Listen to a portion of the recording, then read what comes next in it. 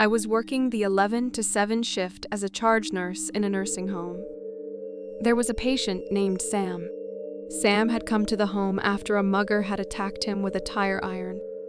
The doctors had saved his life by removing the left side of his skull and part of his brain. Sam's head looked like a basketball that was deflated on one side. Despite not really being able to take care of himself, he could read, watch TV, and engage in his favorite pastime, watching the young female nurses and aides. He wouldn't do anything but put his arm around a girl's shoulder to say thank you when she picked up his dinner tray. That was it. So Sam became something of a nursing home mascot. But as it happens in this business, Sam died of a blood infection 6 months after I started there. The night of his death, we were gathered around the desk for the report from Sandy, the 3 to 11 nurse, as she gave her report to me and 3 nurses' aides. When Sandy came to Sam's name, she said Sam died at about 3:30 this after. Suddenly, a call light came on. Everyone stared at the light board. The call was coming from room 30. That room had been locked ever since the relatives had taken his belongings away. The call was coming from Sam's empty, locked room. We all went down the hall to see what this was about. We thought that another patient had probably gotten into the room and put on the call bell. Sam's room was open, lights were on, call bell was pushed in, old-fashioned call light. Shaped like a bell, you had to push the button in the center to call and turn it off by twisting the edge of the bell. Only one problem. No patient was up. The door was not forced. It was unlocked. All the staff were at the desk. The only one that had the key was the charge nurse. And the door was locked when I made rounds not more than 10 minutes before. I mumbled something about loose wire. I twisted the call bell off, turned the room lights off, locked the door, and went with the rest of the staff back to the nurse's station. Sandy started the report again. She didn't get more than 3 minutes into the report when Sam's call light came on again. We went down to find the room opened, lights on and call bell on, all patients in bed. I turned the call bell off, the lights off, and locked the room up again. Back to the desk. Report started again. The light came on again. By this time, it was more nuisance than scary. So we decided to leave it on and continue the report so that the other shift could leave.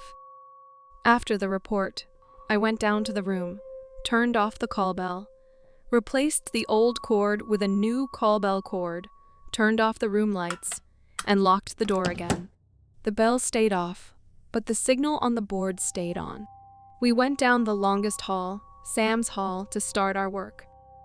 As we passed Sam's room, the door was open, but the lights were off.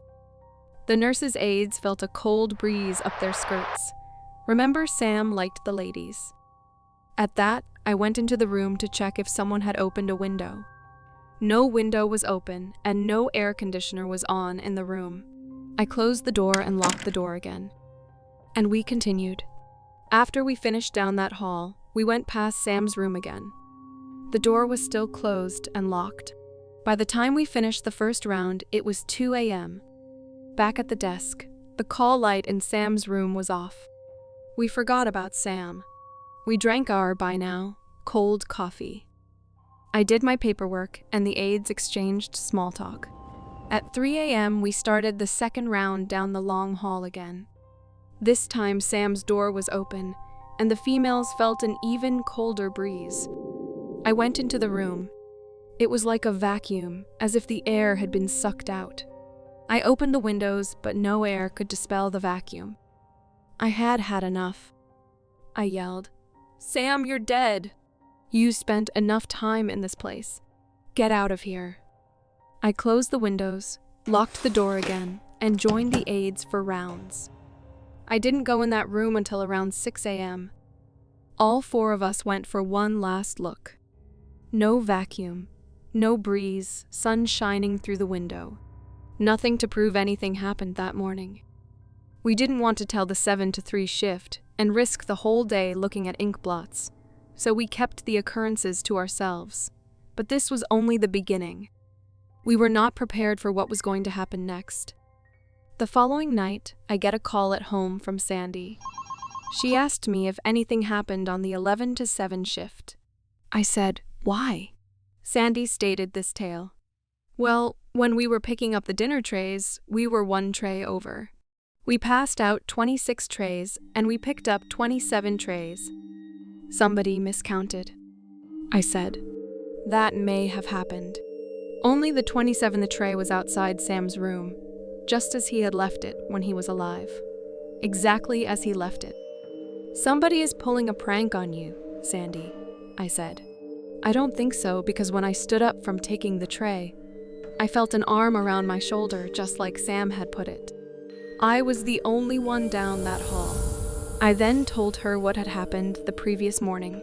She said, "Well, it looks like we have ghosts to add to the census." That wasn't the end of the story. A week later, another patient was admitted to room 30, a retired university professor. One night, her light came on. She had seen a man staring at her from outside her window. When I asked her what the man looked like, she said that he was not normal looking. The left side of his head was deflated like an old volleyball. She used to play volleyball a lot in her younger days. I told her that I would go around the building and see if I could see him. The police were called to look for a potential prowler. They found no one and no footprints outside the window, no grass disturbed. But I knew who it was. When I told the nurses' aides, they knew who it was. Sam was back. Over the years, every female patient that was in that room saw Sam staring at them through the window. No male patient would ever see him. For you see, Sam liked the ladies. I left the nursing home some years later, so I don't know how long Sam stuck around. But these events were experienced and confirmed by various employees and patients. In my career working in nursing homes, reports like this are relatively common. I don't know what to make of this, except that we just don't know what happens after death. And maybe some people just want to linger where they felt most comfortable. Sam did.